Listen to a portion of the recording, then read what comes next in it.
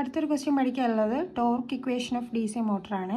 അപ്പോൾ ടോർക്ക് നിങ്ങൾ കൊച്ചു ക്ലാസ്സുകളിൽ പഠിച്ചിട്ടുണ്ടാവും. Torque is equal to force into radius ആണ്. Force into radius. ഇപ്പോൾ ഇവിടെ റേഡിയസ് പറയുക ആർമേച്ചറിൻ്റെ റേഡിയസ് ആണ് കേട്ടോ.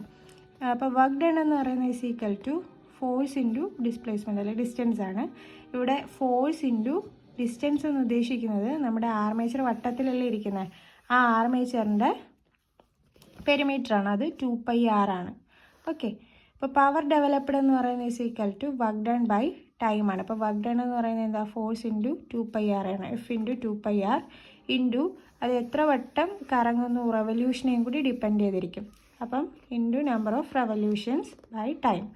അപ്പോൾ F into 2πr by n divided by 60 കൊടുത്തത് അത് സെക്കൻഡിലാക്കാൻ വേണ്ടിയിട്ടാണ് കേട്ടോ, 60 കൊണ്ട് ഡിവൈഡ് ചെയ്തത്. അപ്പോൾ പവറിൻ്റെ ഇക്വേഷൻ കിട്ടും. ഇതിനെ ഒന്ന് അറേഞ്ച് ചെയ്ത് എഴുതി കഴിഞ്ഞാൽ, അപ്പോൾ ഈ F ഇൻറ്റു R നമ്മൾ ആദ്യം എഴുതി കഴിഞ്ഞാൽ നമുക്കതിവിടെ F ഇൻറ്റു R എന്താണ്, ടോർക്ക് എന്ന് കിട്ടും അല്ലേ. അപ്പോൾ അതവിടെ F ഇൻറ്റു R ബാക്കിയുള്ളതിനെല്ലാം കൂടി അടുപ്പിച്ച് എഴുതി 2πn/60. 2πn/60 എന്താ, ആംഗുലാർ വെലോസിറ്റിയാണ്, ഒമേഗ. അപ്പം ഇത് രണ്ടും കൂടി ചേർത്തിട്ട് T എന്നും ടോർക്ക് എന്നും ബാക്കിയതിനെ ഒമേഗ ആംഗുലാർ വെലോസിറ്റി ആയിട്ട് എഴുതാം. ഓക്കെ. അപ്പോൾ അങ്ങനെ കിട്ടുന്നതാണ് മെക്കാനിക്കൽ പവർ ഡെവലപ്ഡ്. ആർമേച്ചറിനകത്ത് ഡെവലപ്പ് ചെയ്യുന്ന മെക്കാനിക്കൽ പവറിൻ്റെ ഇക്വേഷൻ എന്ന് പറയുന്നത് ടോർക്ക് ഇൻറ്റു ആംഗുലാർ വെലോസിറ്റി എന്ന് കിട്ടും. ഇത് നമ്മൾ ഇക്വേഷൻ 1 ആയിട്ട് എടുക്കുകയാണ്. അപ്പോൾ ഈ മെക്കാനിക്കൽ പവർ, അതായത് നമ്മൾ കൊടുക്കുന്നത് ഇൻപുട്ടാണ്. നമ്മൾ ഇൻപുട്ട് കൊടുക്കുന്നത് എന്താ, ഇലക്ട്രിക്കൽ പവറാണ്. അതാണ് മെക്കാനിക്കൽ പവറായിട്ട് മാറുന്നത്. അപ്പോൾ നമുക്കത് രണ്ടും ഇക്വേറ്റ് ചെയ്യാം. ഇലക്ട്രിക്കൽ പവർ ഡെവലപ്പ് ചെയ്യുന്നത് എന്താണ്, is equal to back EMF into എന്താണ്, കറണ്ട്. നമുക്കറിയാം പവറിൻ്റെ ഇക്വേഷൻ V ഇൻറ്റു I അല്ലേ. ഇവിടെ ആ V എന്ന് പറയുന്നത് ബാക്ക് EMF ആണ്. EB into IA armature current. EBയുടെ ഇക്വേഷൻ നമുക്കറിയാം, EB is equal to 5ZNB/60A into IA. അപ്പോൾ അതെന്ത് ചെയ്യാം, ഇത് രണ്ടും കൂടി ഇക്വേഷൻ 1ഉം 2ഉം കൂടി നമുക്ക് ഇക്വേറ്റ് ചെയ്യാം. അപ്പോൾ T omega is equal to 5ZNB/60A into IA എന്ന് വരും. ഓക്കെ. അപ്പോൾ ഇതിനകത്തുനിന്ന് നമുക്ക് ആ ഒമേഗയുടെ വാല്യൂ നമുക്ക് തിരിച്ച് സബ്സ്റ്റിറ്റ്യൂട്ട് ചെയ്യാം. ഒമേഗ 2πn/60 അല്ലായിരുന്നോ, അത് തിരിച്ചിട്ട് കൊടുക്കാം. അപ്പോൾ ഇവിടുന്നും ഒരുപോലെയുള്ളത് ക്യാൻസലായി പോകും. Nഉം 16ഉം ക്യാൻസലായി പോകും. ഓക്കെ. അപ്പോൾ ടോർക്കിൻ്റെ ഇക്വേഷൻ വരിക, ടോർക്ക് ഇസ് ഈക്വൽ ടു ഈ 1/2π എന്നുള്ളത്, ഈ 2πനെ നമുക്ക് താഴെ ഇപ്പുറത്ത് കൊണ്ടുവരാം. അപ്പോൾ ഇവിടെ മൾട്ടിപ്ലൈ ചെയ്തിരുന്നുകൊണ്ട് ഇപ്പുറത്ത് വരുമ്പം, സമത്തിന് ഇപ്പുറം വരുമ്പം അത് ഡിവൈഡ് ആയി പോകും. ഓക്കെ. 1/2π 5ZP/A ഇൻറ്റു IA എന്ന് വരും. ഈ 1/2πൻ്റെ വാല്യൂ 0.159 ആണ്. അത് സബ്സ്റ്റിറ്റ്യൂട്ട് ചെയ്യുമ്പം ഇക്വേഷൻ ഇങ്ങനെ വരും, 5ZPIA ഇൻറ്റു P/A എന്ന് വരും. ഇത്രയും എഴുതി നിർത്തിയാലും മതി കേട്ടോ, ഇത് കാണാതെ പഠിക്കണമെന്നില്ല. ഇത് ഇത്രയും നമുക്ക് ഓട്ടോമാറ്റിക്കലി എന്താണ്, ആ സ്റ്റെപ്സ് ചെയ്ത് വന്നു കഴിഞ്ഞാൽ കാണാതെ പഠിക്കേണ്ട ആവശ്യം വരുന്നില്ല. ഇനി ചില ക്വസ്റ്റ്യനിൽ ആർമേച്ചർ ടോർക്കും ഷാഫ്റ്റ് ടോർക്കും എക്സ്പ്ലെയിൻ ചെയ്യാനായിട്ട് പറഞ്ഞിട്ടുണ്ട്.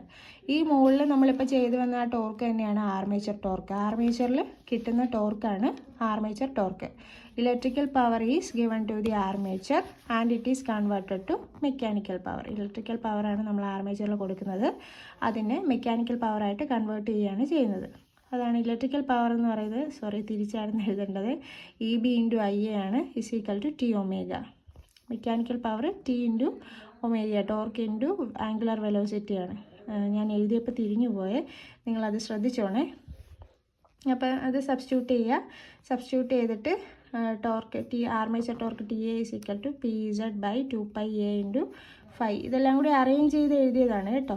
നേരത്തെ എഴുതിയ ആ ഇക്വേഷൻ തന്നെ, ഇവിടെ കിട്ടിയ ആ ഇക്വേഷൻ തന്നെ ടോർക്കിന് കിട്ടും നമുക്ക്. അത് അറേഞ്ച് ചെയ്ത് എഴുതിയത് ഒന്ന് മാറി, ഇത് തന്നെ എഴുതിയിരുന്നാൽ മതി, കുഴപ്പമില്ല. ഓക്കെ. അപ്പം അതിൽ നിന്ന് നമുക്ക് ഈ PZ/2πA എന്ന് പറയുന്നത് കോൺസ്റ്റൻ്റ് ആണ്, വേരി ചെയ്യുന്നില്ല. അപ്പോൾ അതിൽ നിന്ന് നമുക്ക് എന്ത് മനസ്സിലാക്കാം, torque armature torque is proportional to 5IA. ഫ്ലക്സിനും ആർമേച്ചർ കറണ്ടിനും അനുസരിച്ചാണ് ടോർക്ക് മാറുക. ഇതിന് രണ്ടിനും ഡയറക്റ്റ്ലി പ്രൊപ്പോർഷണലാണ് ആർമേച്ചർ ടോർക്ക് എന്ന് പറയുന്നത്. Torque is directly proportional to the product of flux and armature current. Torque is proportional to 5IA.